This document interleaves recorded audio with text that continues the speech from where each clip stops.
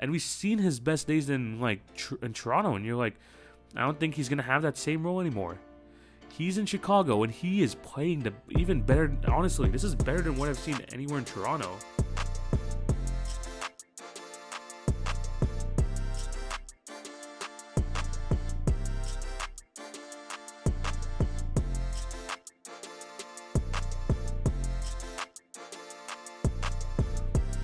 Hello and welcome to the Wednesday, January 5th edition of the TV on Basketball Podcast with your host, TV. This is the first episode 2022. Thank you guys for watching or listening wherever you're listening to the podcast, the YouTube, anywhere. Thank you for joining me for the first episode of 2022. For those watching the video, you may see there's a bit of a change in the background. I'm actually in a different room in my house, in my apartment today. So it's not usually, the Raptors flag in the background and all that. There's stuff happening in my room right now, so I'm going to have a different recording location for today. But nonetheless, we're going to be still talking about some NBA basketball because there's a lot to talk about, especially going into the new year. But yeah, I hope you guys are doing good. And thank you for clicking on to watch or listen to today's episode. Before we start, I do have to plug my other platforms. Remember to follow @TV on Basketball on Twitter, Facebook, Instagram, TikTok for updates on the podcast and for other great content. If you're on YouTube, remember to like, share, subscribe, and hit the notification bell so you will not miss a single episode. That would be highly appreciated. And for my podcast listeners, remember to subscribe and leave a review if you're on Apple. And as for my Spotify, Anchor, or Podbean listeners, just continue to show your support in any way possible. I highly, highly appreciate it. In today's episode, there's going to be a lot to discuss. I'm going to be talking about a couple teams who should, shake things up, new year, new me type thing. Some teams I think should make some moves in the new season. I'm also going to be going around the league to talk about the stuff I've missed over the last week or so in the league. And then we're also going to finish this off by talking about my all-star starters so far this season, because on Christmas Day the NBA opened up voting for the all-star starters using the hashtag NBA vote and all that. So I'm going to give you my all-star starters and who I think deserves to be in that starting line for both, East and West. It's still going by that, but of course they're going to have a draft later on in the year. So yeah, action-packed episode again. Thank you guys for joining me again. Thanks for all the support in 2021. Hopefully 22 comes with some good things. And hopefully I can expand my content, do some other things, have some new guests, and all that good stuff. So thank you guys for sticking in with me. And yeah, it should be a really good episode to start off 2022. Let's get right into it. And like I said, I'm starting off 2022 talking about some teams that need to, shake things up. New year, new me. Not maybe change a lot, but they need to switch themselves up to, improve for the new year. I'm going to talk about that and also talk about some of my goals in terms of this podcast and stuff for the 2022 year and stuff like that. But yeah, we're going to talk about some teams that really need to make some moves. Maybe not desperate need, but I think to take some moves to take them to the next level. And one of the teams I do want to start off with, and I'm going to talk about a lot about this team in this episode, the Chicago Bulls. And it's not anything they're doing bad right now, because right now they're sitting number one in the East right now, 25-10 record, 2 games ahead of the Brooklyn Nets. And me saying that they need to make a trade, it's more to improve them and put them to that upper echelon of the East, potentially doing that. Instead of, right now they have, a really good starting lineup. They have some good bench pieces, but I think they can still have room to improve, especially in the big man position and also in the wing positions. And things I think they should do, especially in this new year and try to look into, is possibly trade Kobe White. And it's not because Kobe White is a bad player by any stretch of the imagination. Especially when Lonzo Ball was out, Kobe White was actually putting up some numbers. He had a double-double game, 17 and 12. He had a 24-point performance. He provided some good games. But in terms of Kobe White, right now he's in his 4th season in the NBA. He's going to become a restricted free agent. And I'm not sure, especially with the way the Bulls are constructed right now, that they want to offer him a long-term contract, especially because they brought in Lonzo Ball. They still got Caruso coming off the bench. They got LaVine and people like that, Ayo DeSumo coming in as a second-round pick. These guys are there at least for the foreseeable future, and they don't really need Kobe White. So instead of maybe just letting him walk in free agency, I think this is a great time to trade him, and especially because his value is pretty high right now because of the way he played in the absence of Lonzo Ball. They think they can get something in return. Now, there's some periphery guys I think that could really help them a lot, just improving their depth and all that. But if there's one target I would like to see the Chicago Bulls try and go for, is Jeremy Grant. Jeremy Grant has been in trade talks over the last month or so, saying, especially with the Pistons, where he kind of doesn't fit their timeline. They got Kate Cunningham, Killian Hayes, players like Sadiq Bey, Isaiah Stewart, and Jeremy Grant is kind of the odd man out in terms of someone who's in his late 20s, and he would best be suited on a more contending team. And as for the Bulls, you're looking at the roster right now. They're starting small forward now that Patrick Williams is out. You got people like Javonte Green. You got Derrick Jones Jr. eating some minutes and people like that. And they're not bad players. I think that they could still provide good things for that team. But trading away someone like Kobe White in a position where you have the depth there already for someone like a Jeremy Grant, I think could really help out this Bulls team, especially with already DeMar DeRozan playing so well, Zach LaVine playing at an all-star level once again, Nikola Vucevic having a solid season. Adding Jeremy Grant as a big wing body, someone that could possibly take on the best player or the best wing on the opposing team, someone who is able to knock down shots, who has proved that he can become a 20-point-per-game scorer, even though he might not need to be that in Chicago, which should be their number one target. He's making some money, so maybe not just Kobe White is going to work. You're going to have to finagle some things around and stuff like that. But Jeremy Grant on that team, his ability to hit the three ball, his athleticism is going to be really important, especially at a position where they don't have much depth at the wing position. Having Jeremy Grant would solve that right away. But the thing is, what does that mean for Patrick Williams? What does that mean for the future? I don't know, but I think having Jeremy Grant right now, especially when your team is as good as they are and you want to take advantage of kind of their form and how good they work together, and I think this is like them being number one and all that, getting Jeremy Grant could really solidify themselves and maybe even move them up a tier in terms of the East standings. But that's still kind of far-fetched because, like I said, Patrick Williams is there long-term, and that's really a question that the Bulls should ask themselves. I mean, they got Zach LaVine, they got Lonzo, Vucevic, DeRozan. Lonzo and LaVine, they're still pretty young. They can still have, years to develop. They still got years they can, figure this out. But DeMar's 32. Vucevic is in his early 30s as well. Do you want to take advantage of this right now? Or do you still want to have, like, an outlook to the future and maybe keep a Kobe White, keep around a Patrick Williams for the future? That's a decision the Bulls have to make. But in a time where, even though the Nets are the favorite, maybe the Bucks are there too, it's still pretty open, especially with like injuries and health and safety protocols and all that. They could take advantage of it and get someone like a Jeremy Grant to really help, put themselves into the mix. Right now I still think they're kind of a tier below the Bucks and the Nets, but I think adding Jeremy Grant could potentially move him up to there. But that's still, a possibility. We still don't know if the Bulls even want to trade away a Kobe White or a Patrick Williams in that case. So there's some other players maybe they can work in the peripheries, maybe help out depth in those positions, and possibly still be able to keep their young core, with Kobe White, Patrick Williams, and all that. One of those players, Kenneth Williams, someone who is kind of there in the Oklahoma City Thunder team. He's provided some good minutes for them. He works on the defensive end. He can hit the three ball.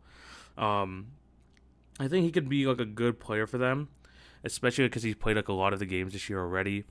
He provides good effort. He does like a lot of things solid, and I think that him at his size can really help out just the depth for the Chicago Bulls, and it wouldn't really take much to get him. That should be someone that the Bulls should maybe target if they just want some more depth pieces. And someone else who I think that can really help them a lot and bring him in is Thaddeus Young. Right now, he's on the San Antonio Spurs team, and on a team where they're trying to develop the young guys like DeJounte Murray, Keldon Johnson, Derek White, yada, yada, yada. Thaddeus Young has kind of been pushed to the side. He does not really get many minutes, especially behind Jakob Poeltl as a backup center. Bring in Thaddeus Young, who is kind of versatile in his play. He's an okay passer. You wouldn't want him handling the ball at all times, but he has that capability to get to the rim. Have him as kind of your backup 3/4 and potentially small ball 5, and his ability to occasionally hit down the 3-pointer. I think he's a solid player, and I think, he was on the Bulls a few years ago, and he was solid then. I think he can still provide him solid minutes now, especially when they need the depth. So those are kind of two wing / kind of bigs, but I think that's still like someone that the Bulls should look into. But if you're looking at kind of like all and out bigs, I mean, right now they're using Tony Bradley as their backup center, which is all right, but you would like to upgrade that position. A few people players that you can maybe look at to help establish that backup center position. Maybe bring back Robin Lopez, currently on the Orlando Magic. He's getting minutes here and there, but of course, when you're playing behind Wendell Carter and Mo Bamba, it's going to be hard to find minutes, and I think that Robin Lopez can help the Bulls kind of solidify as a more reliable backup center than a Tony Bradley. And someone else who, a bit on the younger side, but also I think someone that can help grow with the young guys if they do want to keep them around, like the Kobe Whites and the Patrick Williams. Jackson Hayes, I know there was a little bit of hype around him in his first season because he can, block a bunch of shots and all that. And he isn't getting as much time now. I mean, Jonas Valanciunas is playing really, really well. And he's still getting, PT and all that, like 10, 12 minutes a game.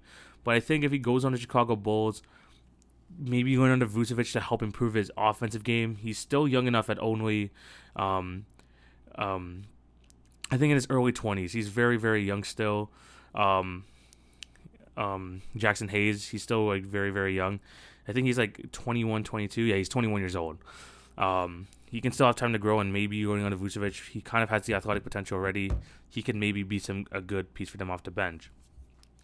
But yeah, for Chicago Bulls, yes, you do need to make a trade to maybe improve this team, but is it worth giving away the future? I'm not sure about that. I mean, you've seen DeMar DeRozan play at his best play of his career, and you want to take advantage of that, but is it worth it kind of going all in on this season? We'll have to wait and see. It's kind of still for me wide open, and I think the Bulls can really like establish themselves in that top tier. But it's whether or not they make a trade. They might not even make like a big trade, just maybe some periphery pieces. But I think the Bulls really like can still have room for improvement for sure. Let's move on to the next team I think that can really do use some trades, and that's the Atlanta Hawks. The Atlanta Hawks right now are out of even the play-in picture right now. They are currently number 12 in the East, 16-20 record, and it's kind of been a disappointing season so far. Trae Young and the Hawks went all the way to the Eastern Conference Finals and taking the NBA champions to 6 games. And so far this season, they really haven't been, it hasn't looked like they were completely into it. And they haven't just been great. I mean, sure, they're getting a lot of points. They're second in the league in offensive rating. But when your team was a solid defensive team last year and now they're dropping to the bottom 3 or bottom 4, that's just a whole effort thing right now. That is a whole effort thing. They're kind of middle of the pack in the rebounding category, and that's with someone like Clint Capella, who is known as a rebounder. You would expect that to be like top 10 and stuff like that. But their defense is appalling. Their effort is appalling at the moment, and right now I think I mentioned this before the season. They have a lot of depth. You can go as deep as Gallinari, Lou Williams, Kevin Huerter, Cam Reddish. You got a bunch of guys there, but at some point, the depth, when you have like too much depth, you can convert that into a solid piece in the starting lineup. Because right now, DeAndre Hunter's kind of in and out of the lineup. They still don't know what's happening with him, especially like his constant injuries. You don't see the effort in the defensive end, and Clint Capella looks like not as good as he was last year. They need to make some sort of move to kind of shake things up in order to kind of propel themselves back into the playoff picture, because they are better than the record suggests. They should be better, especially led by Trae Young, who the other night had a 56-point game and lost. And we're going to kind of talk about some big-time performances later on in the episode. But still, they need to bring in someone that can help with their defensive identity and help me kind of reignite that the team on that end. So here's some players I think they can kind of go after. One of them, again, I think I mentioned him for the Bulls, Jeremy Grant again for the Hawks. If they can somehow finagle a trade, trading away Cam Reddish, potentially DeAndre Hunter, maybe he can come on board there as a starting small forward. That could possibly be a thing, and Jeremy Grant is no slouch in the offensive end as well. I already talked about him enough on the Bulls section. I think the Hawks could be a potential destination for him as well.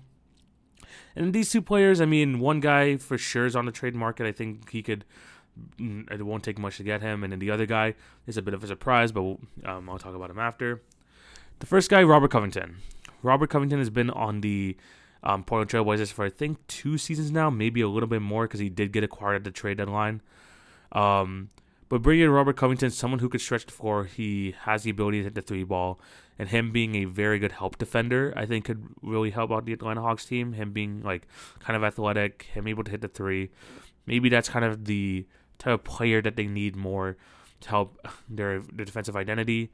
Yes, Robert Covington has kind of been up and down, especially the last year or so. He's been benched by the Trailblazers for a couple games as well. But I still think he can still be a contributor to a very good team. And him going to the Atlanta Hawks, I think, is a good fit. Probably wouldn't take much. You would have to maybe give away Gallinari, maybe a slightly young piece. And, one of your other rookies, maybe a Sharif Cooper or something like that. Who knows? But bringing in a Robert Covington, I think, could be someone that can help out the Atlanta Hawks team, especially with their defensive identity. And the other guy I think they should go after, and this could come up as a bit of a surprise, Dillon Brooks. Dillon Brooks, I think, could be someone that could be had. I know no one's really talking about it because the Grizzlies are doing so well, and the question is really, should they really be tinkering at stuff? But I'm not going to say that the Grizzlies don't need him, but I think that the Grizzlies can get a good package out of him, especially from that Hawks team, which they would consider, and and Dillon Brooks can be had by the Atlanta Hawks because we know he plays hard on the defensive end. He has improved his scoring ability throughout his career. He's had a career high in points this year, averaging 18 points a game, 19 points a game. He's been solid, and I think that he could be a very good piece for the Hawks. Now that might take a bit more of a package, maybe throwing in a DeAndre Hunter, maybe throwing in a Cam Reddish, to kind of entice the Grizzlies on that aspect. But I think bringing him to the team to start at the shooting guard position or small forward position could be really good for them because Dillon Brooks on the defensive end will stick to their best player like white on rice. Sometimes he'll get burned, it's all good, but he has the effort there. He knows what it takes to play hard on that end, and I think that's just someone that the Hawks could need, that could use to help kind of propel the other guys as well, because I think his defensive effort is going to be infectious and it'll help out the other guys. Like I said, it's going to take a bit more of a package. You might have to throw in a Kevin Huerter, a Cam Reddish to make it happen, because Dillon Brooks is actually a very solid NBA player, kind of a step up, but he's a very good starter. But I think that's someone that the Hawks can have, and I think that especially with their defense being so bad right now, just having someone with a more of a defensive mentality, a better defensive identity could really be useful. Dillon Brooks should be that guy. Covington could be that guy. Potentially Jeremy Grant as well, but they really need to upgrade, especially on the defensive end. I think that Capella, there's a lot of pressure being put on Capella, even though he's not playing great, because he is literally their best defender. It doesn't help that DeAndre Hunter's in and out of the lineup as well. But things can change. They could make a move. They need to convert this depth into valuable pieces going for them down the line, and that could either be Dillon Brooks or any of these guys I mentioned. If you have any other options, just leave them down below as well, because I'm definitely missing some. It was hard to find some people, but I think that the Hawks really do need to make a trade. And then the next one, the Okc Thunder. Now, this is something I don't think they should do at the deadline, but because it's 2022, I think this is something they could do in the offseason. The OKC, in my opinion, need to do whatever it takes to get Karl Anthony Towns.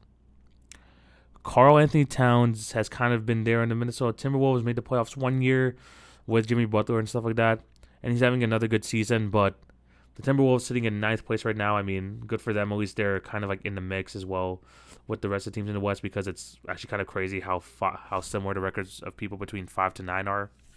But the Timberwolves look like, their team, not very defensive mind. I mean, they're better in the defensive end this year. But D'Angelo Russell, Anthony Edwards, Karl Anthony Towns could be something that might not work out. And I think at the end of the season, if the Timberwolves are not in the play-in spot, there's going to be some serious discussion about potentially trading Karl Anthony Towns. Now, what do the OKC Thunder need to give him up? I would say that anyone not named Josh Giddey or SGA should be available in the trade for Karl Anthony Towns. They have way too many draft assets to just be sitting around on. They could trade those assets to go for to go to Minnesota, or potentially use that to facilitate a 3-team trade, which could send a Ben Simmons to the Timberwolves.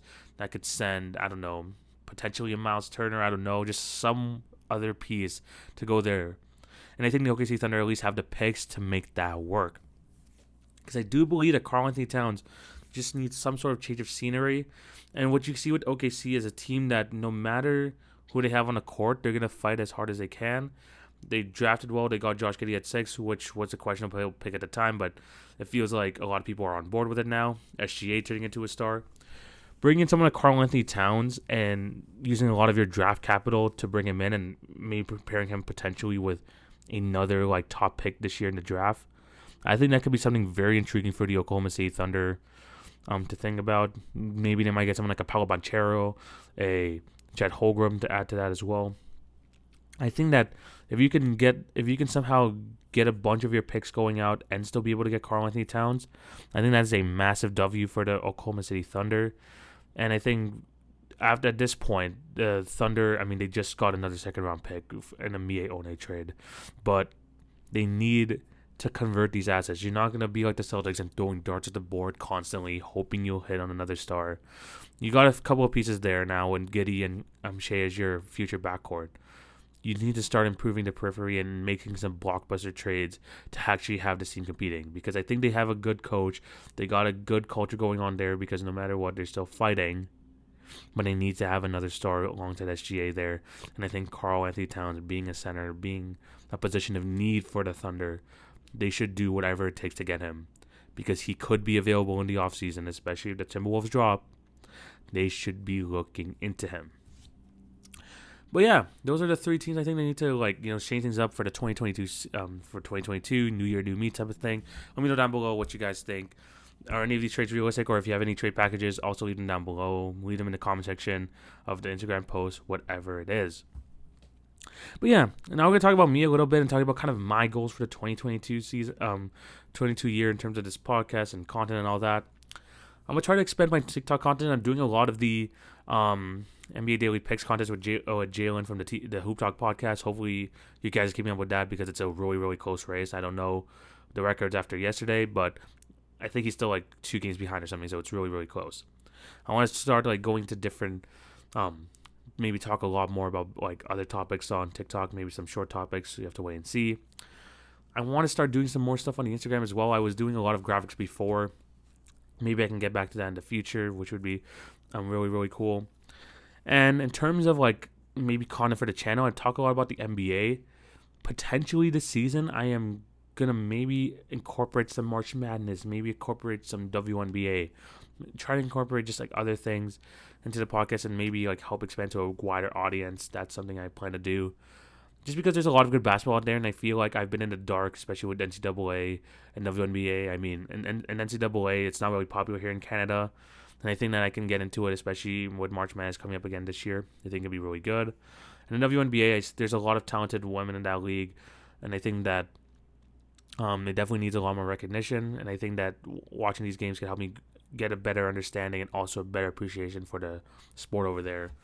And I think that can be really good and add to the podcast. So if there's any other content as well you want to see, leave it down below. I am open to doing lots of other things.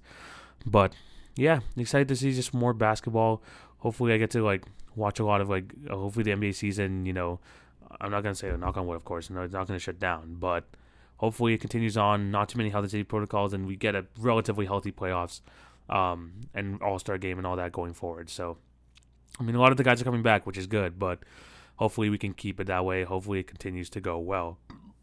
So yeah, those are my goals. If you guys have any of your goals that you want to leave down in the comment section below too, you can leave those here. I would definitely want to hear some of the things that you want to do differently for 2022 for good, see if ways you can improve yourself. Maybe I can go back to multiple podcasts a week. I'm thinking about that, but I think more than anything, I want to expand my content on TikTok, Instagram, maybe just do more on that end. So be on the lookout for that. Definitely be on the lookout. Before we move on to my all-star starters, let's go around the league to see and talk about what's been going on. The Raptors have closed their doors to Scotiabank Arena, so they're playing with no fans at least for the next 3 weeks. I think ever since the fans left the arena, they're like 3-0 or 2-0 or something in Scotiabank Arena. They're playing very well right now. Fred VanVleet for All-Star, by the way. He's been playing absolutely amazing. But yeah, no, it just sucks. I mean, there's been a lot of more COVID restrictions here in Canada. We're kind of in a modified lockdown, which is crazy to think because Omicron is just putting a huge strain on the health system right now. Hopefully everyone's staying safe. At least sports is still going on. I'm not as bored as I was during the first part of the lockdown. But yeah, it still kind of sucks. Can't really go out that much. But I am still excited, to talk some basketball. I really hope that the stuff reopens again in the 3-4 weeks so I can get back into the arena. I've been watching a lot of Raptors games this year. I just want to get back there. I miss the atmosphere, and of course, Scotiabank Arena is always rocking. So hopefully, we can get back to that point, and hopefully the cases start going down again. So fans like myself can get back into the arena. But the Raptors are still playing well, which is really good. They're at 500 right now. Hopefully they can continue that play and compete for a playoff spot. Maybe a play-in playoff spot. Let's see if they can do it. Next topic I want to talk about is the Houston Rockets situation right now, because earlier this week, some crazy situation happened in Houston with both Christian Wood and Kevin Porter Jr. I'll start with the Christian Wood stuff. He apparently didn't was just missed one of his COVID protocol type, I think the COVID testing meeting, and he just went to the game without getting tested. The team was obviously annoyed at him, and when he got tested afterwards, they tried getting him back in the game, and he refused to check in, which is pretty crazy because this is arguably the best player on your team, and he's kind of setting a bad example for the rest of the team, which again, not a good sign for the Houston Rockets. And then Kevin Porter Jr. We know the situation which happened in the Cleveland Cavaliers. He had some crazy meltdown because someone was in his locker, and he kind of had a big outburst or whatever, which led to the trade of him going to the Houston Rockets for a top 55 protected second round pick, which is crazy. But he's been okay for the Rockets. He definitely has taken a step back this year. He's not playing very well at all, but he's still a good young piece. You see the talents there. You think he would be part of their future. But the other night, he had another outburst with assistant coach John Lucas, and it got so bad to the point where Kevin Porter Jr. threw an item at him, and he prompted which prompted him to leave the arena as well. Both Christian Wood and KPJ both got a 1-game suspension because of conduct detrimental to the team, and fair enough. I mean, this is crazy. This is, again, KPJ not having a great season, but the talent is there. We know that he has talent, and we think that he could be a good part of this Houston Rocket future. But, man, if you're treating, front office, your coaching staff like that, it's not a good message you're sending to the rest of the team. And you could just people have to realize their career could be gone just like that. And it's by a snap of a finger. I mean, even though he's extremely talented and has a good future, if you're doing that to your coach and stuff, you're going to be passed around the league, and there's only so many chances you're going to get. And I don't want a talent like KPJ to go to waste, but he did apologize afterwards, but he needs to get himself in check if he wants to stay part of this roster, if he wants to stay in the NBA, because he's not getting a good reputation for himself. And especially Patrick Perry now with a pretty disappointing season so far, it's going to make him look expendable. And honestly, if he continues this type of behavior, I don't want to say it, but he could be out the league. He just got to be more careful, and hopefully he can improve from the situation. Hopefully that 1-game suspension kind of got him right. But yeah, I mean, already 2 incidents like that is just not a good sign, especially into his very young career. He's only in the 3rd season as well, which is highly, highly unfortunate. And as for Christian Wood, I'm just more disappointed that he did this, even though he's one of the veterans on the team. The fact that he was acting like this and not complying by the COVID protocols and stuff like that, just doesn't send a good message, especially for someone who is considered one of the best players on the team. But yeah, just didn't like the look of that, and yeah, I mean, they just got to be better. And the Houston Rockets season has been really weird. They went on that 15-game losing streak, followed by that 7-game winning streak, and now they're kind of going back down now. They just need to make sure everything's in check, and hopefully these guys can at least move forward for the rest of the season and see whether they are worth keeping or not. Because Christian Wood, I feel is more expendable just because he is a bit older compared to the rest of the team. But either way, if you want to be on a good team, you got to play kind of good soldier sometimes. And yeah, he definitely did not do that in that game. Moving on, Klay Thompson. Yes, we've been waiting for Klay's return for the longest time, and it looks like, barring any setback or anything, knocking on wood, they look like to be making a decision on Friday, which looks like that Klay Thompson might be back on Sunday versus the Cleveland Cavaliers. I'm extremely excited. It's been like since the 2019 NBA Finals Game 6 that we've seen Klay Thompson. Over 2 years of just not seeing him on the basketball court playing a real game. Just excited to see him back, and man, they're going all out. I mean, Steve Kerr's like, he's not coming off the bench, no way. And I'm just excited to see him get back on the court. If you guys have any predictions for how he thinks he's gonna play in his first game, let me know down below in the comment section. I think he's gonna play a solid game. I think he's gonna have like 18 points, 6 threes, something like that. But yeah, just excited to see him back. And man, the way the team is playing right now, they're 29-7, number 1 in the league. Heading Klay Thompson in that situation, it's dangerous. It's gonna be hella dangerous for the rest of the league. Kyrie Irving, by the time you're listening to this, it's gonna be around Wednesday afternoon. He's making his season debut tonight against the Indiana Pacers. He's no longer on the injury report, and he's playing his first game tonight. Remember, even though in the remaining games of the season, I think there's like 50-something games left, he can only play in such a handful because he can't play in any games in Brooklyn, any games in New York, and any games in Toronto. And what's crazy about that is that the Raptors and the Knicks are both in their division, so they're going to face them more times than other teams. So that means Kyrie Irving is going to play, 19 games or so? That whole situation is still weird. I'm fully not on board on that, but I miss Kyrie playing. At the very least, I miss Kyrie playing because he is a very talented player. We know his ability is like top 5 point guard level. And he's just one of the most fun players to watch in the league, even though his off-the-court stuff is kind of weird, definitely unusual. But at least we see him back on the basketball court. Again, I'm not sure about the whole process of it all, but yeah, he's back tonight, which at least should be a fun watch.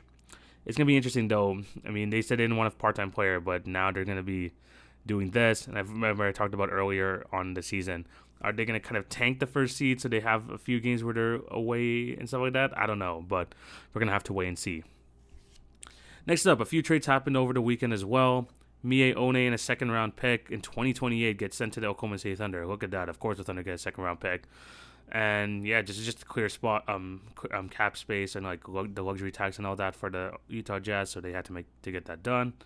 And then of course I'm gonna say the big trade, but the main trade that happened over the week, over this past week, was Rajon Rondo going to the Cleveland Cavaliers, in exchange for Denzel Valentine going to the Knicks, and I think the Lakers get some sort of draft rights to some prospects or whatever. But yeah, the big thing here is Rondo going to Cleveland, and this comes off the heels of Ricky Rubio having a season-ending torn ACL, the same ACL he tore 10 years ago. Really sucks. I mean, you already knew when he went down that it was really bad because he couldn't put any weight on that leg. And yeah, it's another ACL injury for Ricky Rubio, who has been playing really well this year, especially in the absence of Colin Sexton. Now two of the guards are out with season-ending injuries, so the Cavs had to make some sort of deal to add to that depth, and they're able to pick up Rajon Rondo. I mean, I don't know how he's going to do in the regular season, but if they do make it to the playoffs, he, I think, can definitely help him in that aspect. And yeah, I just think they just need to get some guard depth. They didn't want to go super far in, of course, because they already have Darius Garland, but they at least got some backup. And Rajon Rondo is now in Cleveland. He still is going through health and safety protocols, which is pretty crazy, but he should be going to he should be in the team in the next coming days. And before we get into the All-Star choices, we're going to talk about some of the bigger performances that happened over the week. I should make this a new series. I'm doing this on the fly, but I'm gonna definitely make this a new series, which is Performance of the Week. And for me, I was gonna just list all these 3, but I'm gonna actually talk about kind of who I believe should win Performance of the Week. And the 3 performances I really want to talk about, one of them being the Trae Young 56 points in a loss. I mean, most points in this so far this season by any player. He played extremely well, but they still lost to the Portland Trail Blazers, which is pretty crazy. The fact that you have your best player score 56 points and you still lose is always a bad sign.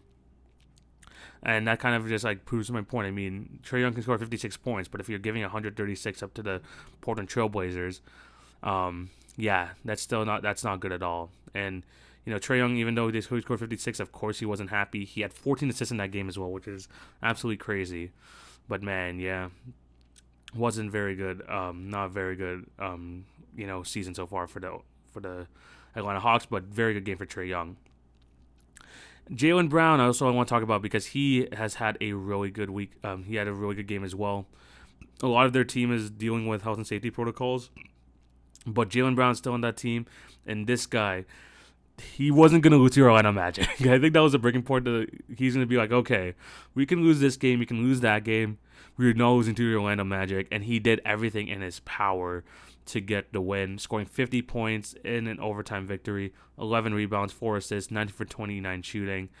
This guy was just absolutely fantastic in this game, and they needed every single one of them because they almost lost to the Magic, a depleted Magic team as well. But Jaylen Brown was able to pull it off, a much-needed win for the Celtics. They're a couple games under 500. They have not looked good. They really needed a win, even against like a lowly team. They just needed any sort of win. So, good game for Jaylen Brown. And last but not least, the winner for me, at least for this week, in this impromptu performance of the week, Anthony Simons. The team that beat Trae Young's Atlanta Hawks the other night, in honor of his late grandfather who passed away the night before. I think it was Sunday night. Him and Anthony Simons were really close, and according to an article from The Athletic, he was there at a lot of the Trailblazer games. He was there decked out in full gear. He was like Anthony Simons' biggest fan, and they just had a really close relationship. So that hurt him going into this game, but he put on a damn good performance, scoring 43 points, 7 assists, 3 rebounds, and they got the win over the Atlanta Hawks without Damian Lillard, and he was a big reason for that. Sure, they got contributions from Nurkic, Nas Little, and Powell, but Anthony Simons was the star of the show, especially scoring, I think it was like 18 or 19 points in that third quarter. Absolutely fantastic, and of course, doing it in honor of his late grandfather. Rest in peace to him, but he definitely did him proud. He definitely showed out in this game, and he is at least this week's first winner for performance of the week. But yeah, those are the news going around in the NBA. Let me know down below what you guys think of any of this, especially the Kevin Porter Jr. situation, what's going to happen there with the Rockets. How do you feel about the trade? Is there any other performances I'm missing as well? Let me know down and below. Because I think in the night and like as a weekly thing, I might have like 3 nominees, and I'm going to have like 1 winner for performance of the week. And this year, at least, I'm going to start off with Anthony Simons. But yeah, we're going to move on to the final segment of the show. And this is where I'm going to get to choose my All-Star Game starters. Like I said at the top of the podcast, starting on December 25th, the NBA voted open voting for All-Star starters. And, of course, that means choosing 2 guards, 2 and 3 forwards for the team. Of course, the fans make up 50% of the vote. The coaches, media makes up the other 25%. And the final 25% goes to the players. So not as much power as fans used to, but, the power's still there. And this year, here's kind of like of course, I voted a couple times, having Fred VanVleet. He needs to make the All-Star team. I really hope he does. But in terms of a realistic All-Star Game starters, I have a few guys here who I think should make it.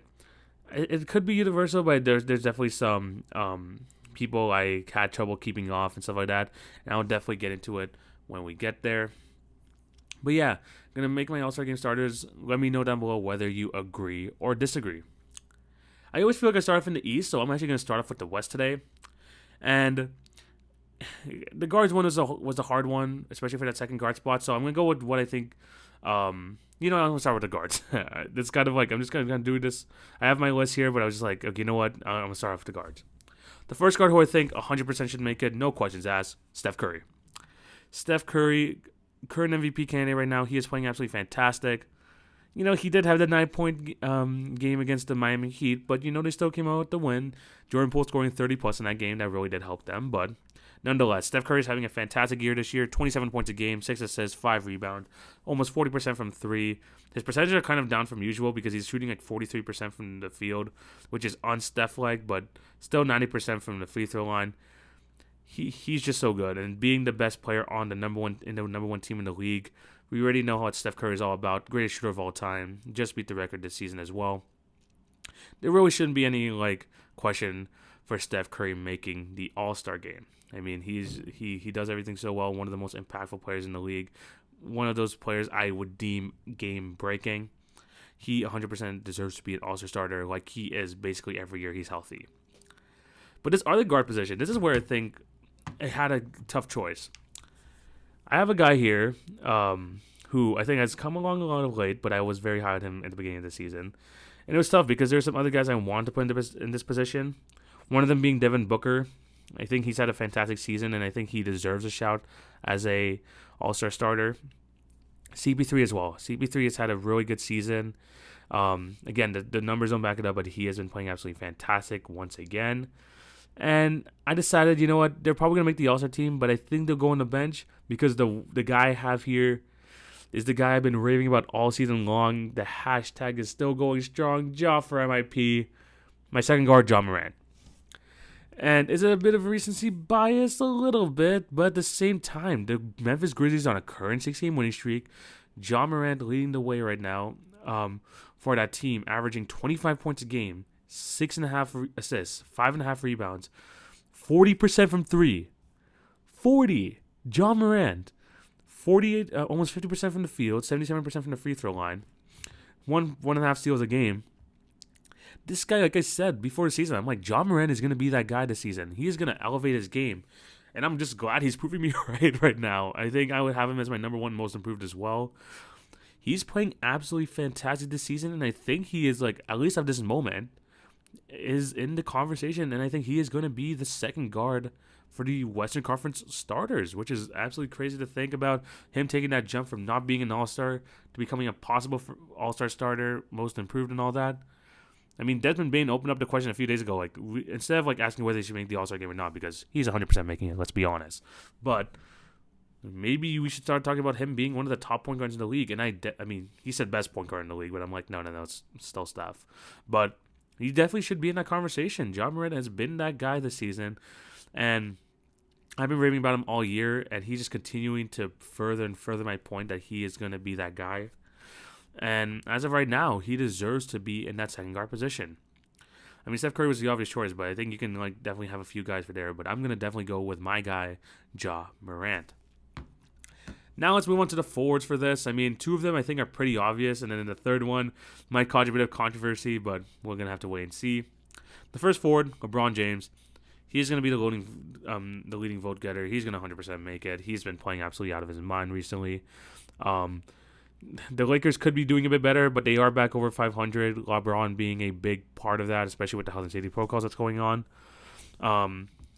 He's just turned 37 a few years ago, and he's like this season he's averaging just ridiculous numbers: almost 29 points a game, 6 assists, 7.5 rebounds, 52% from the field, 37% from three. He's still one of the best players in the league, guys. He's still one of the best, and he's 100% going to be a starter. Second player I have as a starter, no surprise here, Nikola Jokic. Having another MVP caliber season, 26 points a game, 7 assists, 14 rebounds a game, 56% from the field, 35% from three. He's best center in the league, man. This guy, even with all the injuries going on to the Denver Nuggets, he still has him over 500, number 5 in the West. Nikola Jokic is that guy, and he's obviously going to be an all-star starter this year. But this one, might, kind of throw you guys off. But I have my reasonings, and I'm going to stick with it because I've been defending this guy for years. Rudy Gobert. Rudy Gobert, I think, should be an all-star starter. And before people start talking about his skill and all that, again, one of the most impactful players in the league. The Jazz are number 1 in offense, number 5 in defense. Rudy Gobert is such an important piece for them on both ends, averaging 15 points a game, 15 rebounds, 70% from the field, obviously with the 2.5 blocks a game as well. He's been that guy, and whether people like to admit it or not, he will be in the All-Star game. There are definitely other players you could put there. I mean, the other person I was even considering here was Draymond Green, even though he doesn't his stats don't look like All-Star stats, but he is an All-Star. He definitely should be in there. Karl-Anthony Towns was definitely a possibility. But I'm going with my guy. Rudy Gobert. I think he deserves to be in that position. Other honorable mentions I was considering, Luka Doncic. Another good season for him. I just think that like him missing some games really did kind of lessen his case because Ja has definitely played more games as well. But he's still having a great season, 25, 9, and 8. Definitely like has a shout of being there. But I think in terms of All-Star starter, Ja played a couple more games, and the fact that his team is fourth in the West definitely like gives him kind of the edge over me over Luka Doncic.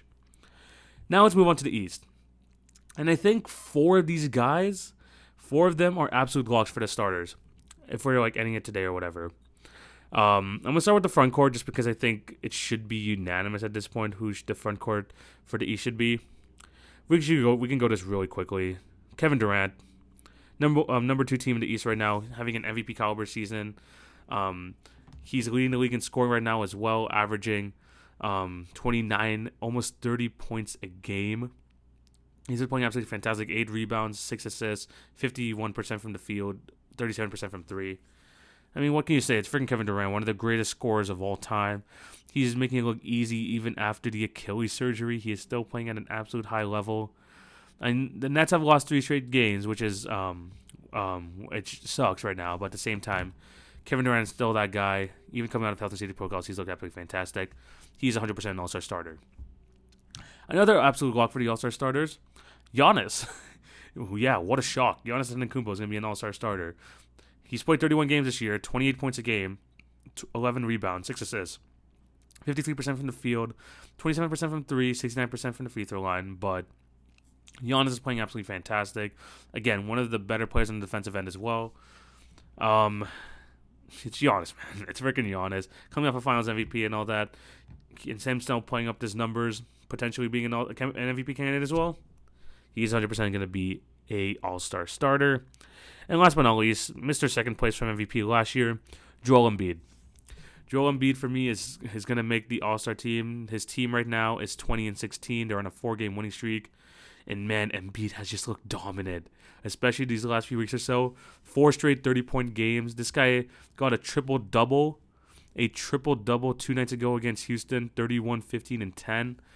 Having a great season once again. 26 points from the points per game, 11 rebounds, 4 assists, 40% from 3, 47% from the field. He's just a ridiculous player, man, and he is definitely in the car. Like he is like him and Jokic always rival each other for best center in the league. His availability is obviously kind of like my concern for him, but at the same time, he's an amazing player. He does this year in and year out. He proves why he can be that number one guy. He's just that dominant, and he's going to be an All-Star starter. He is. He's just that good of a player. Putting MVP level numbers. I'm telling you, there's a lot of like guys putting up MVP caliber numbers. His record isn't there. I don't think he has much hype as he did last year. But man, Joel Embiid is an absolute monster. He is going to be a starter this year. The first guard, I think, who's going to be an absolute lock now for the All-Star game. Funnily enough, DeMar DeRozan. I wouldn't suspect this at the beginning of the season. I thought that DeMar's All-Star days would be behind him, and then Zach LaVine is going to be the number one guy by far on that Chicago Bulls team. I mean, he's my favorite player, but I did think that maybe like he kind of was past that point in his career. But man, DeMar DeRozan, if you want to talk about some MVP caliber seasons, he's up there. You can't tell me otherwise. DeMar DeRozan, 5th in scoring right now at 26.9 points per game, averaging 4.5 assists, 5 rebounds, almost 50% from the field, 36% from 3. And of course, this guy's money at the free throw line, 86% at the free throw line. And he's just leading this Bulls team. They're number 1 in the East. And he's playing like the best basketball of his career. And this is someone who is like, firstly, he's my favorite player of all time. I've been watching him ever since I was a young kid. And we've seen his best days in in Toronto, and you're like, I don't think he's gonna have that same role anymore. He's in Chicago, and he is playing even better. Honestly, this is better than what I've seen anywhere in Toronto, and that's crazy to say because he's been in Toronto for a long time, and this is like kind of the best years he's had in his career. He is in the MVP discussion, and what's crazy this year is that he is like making like noise, and people are starting to notice DeMar DeRozan, especially like over the last week. Back-to-back game winners. First time where in like back-to-back days a player has hit buzzer beater game winners. The first one against the Indiana Pacers, which was crazy. I think DeMar said after the game he forgot how much time was on the clock, so he ended up just doing a floater type one-legged three for the win, and that went in, which was fantastic because they were down by one, and he hit that three. Crazy. December 31st, the last day of 2021. And then the first game of 2022 versus the Washington Wizards, tie ball game. They inbound the ball to the corner. DeMar DeRozan pump fakes Kyle Kuzma. He shoots a three with Bradley Beal all over his face, and Kuzma's still in the play. Don't forget about that. And he hits another one. He hits another game winner at the buzzer. DeRozan won Player of the Week and all that. I mean, this guy's been absolutely amazing. Just doing a bit of everything, being that like secondary scoring option, which LaVine never had in his career. Now looking at the Bulls, I mean, I think I talked about it in my last episode. Like at first, I was like, you know what? Maybe this is just like a good start, but maybe they're gonna start falling back down to earth. These guys are for real, and a big part of that is DeMar DeRozan probably being the best player so far this year. And no disrespect to Zach LaVine. Zach LaVine is also like talking about him being in MVP discussions. I mean, DeRozan is just playing at that high of a level, which I haven't seen before. And as a DeRozan fan, I mean, I'm gleefully right now. I'm just like, I'm smiling from ear to ear seeing him play this way every single game. He has the composure in the fourth quarter. He's leading the league in fourth quarter scoring. I mean, he's just on a whole nother level right now. And if I can speak for all Raptor fans, we are absolutely proud of him. If the Bulls win the championship, I'm not going to lie, Toronto's going to have a mini parade because we love DeMar DeRozan that much. And that's something that both Toronto fans and Chicago Bulls fans can just agree on. Our love for DeMar DeRozan right now. He's playing at such a high level, and and this leading to success in the regular season and potentially in the playoffs, I'm extremely, extremely happy about that. I'm so happy to see him play. I know I'm going a bit long in DeMar DeRozan, but man, especially him being just an all-star starter, I had to talk about him because he is playing at such a high level right now. I am just really happy to talk about it because as a Raptor fan, as a huge fan of his, we keep playing hard, DeMar. Just keep playing hard. This guy is just absolutely fantastic. Doing his thing. His mid-range jumper is still money as always. He's a fantastic player, and I'm glad he's back and he's getting his respect that he definitely needed. Now for this final guard position. This was definitely tough. I could either go with his teammate, Zach LaVine, or the other guy, which is like a bit more established, James Harden.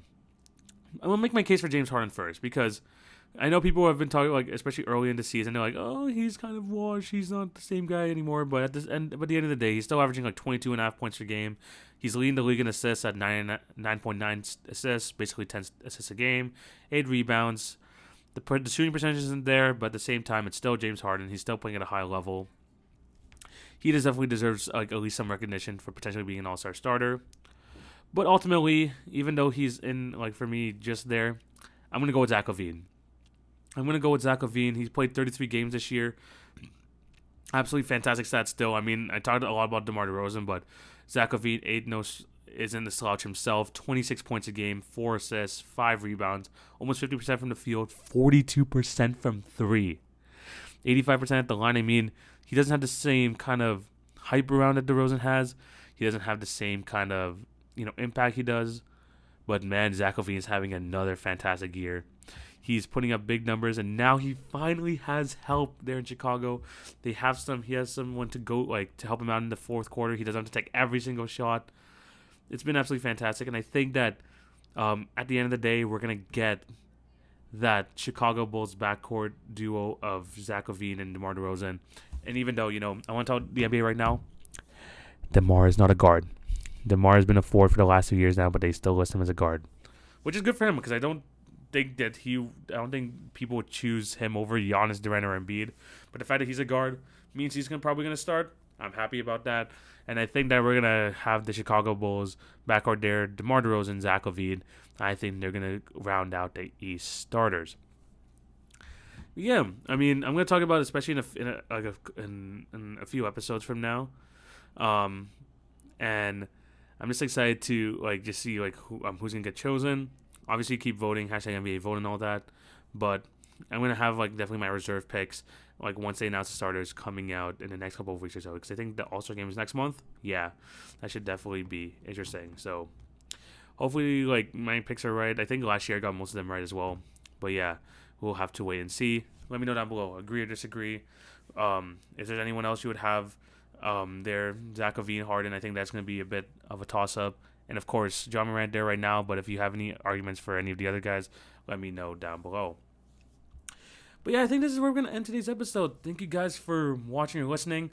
Remember to show love on all the podcast channels. Like, share, and subscribe if you're on YouTube. And remember to hit the notification bell so you won't miss an episode. And remember to follow @TVOnBasketball on Twitter, Facebook, Instagram, TikTok, and all that good stuff. I'm going to be back next week with another episode. And hopefully, I mean, you know, it's been kind of like sad here in Toronto. Just trying to navigate, especially through all these new restrictions and stuff like that. But I still want to have this plan in mind for a bonus episode, maybe this week, maybe next week. It's gonna contain a lot of guests, so hopefully we can get them on soon. But yeah, I have a lot of good stuff coming up soon. Again, watch the TikTok for more diverse NBA content to look out for that. But yeah, a lot of things planned for 2022, and thank you guys all the support for the last couple of years, and hopefully 2022 could be the best year yet. But yeah, this is on today's episode. Thank you guys for all the support. Hope you have a fantastic day. This is TV signing out. Take it easy, guys. Peace.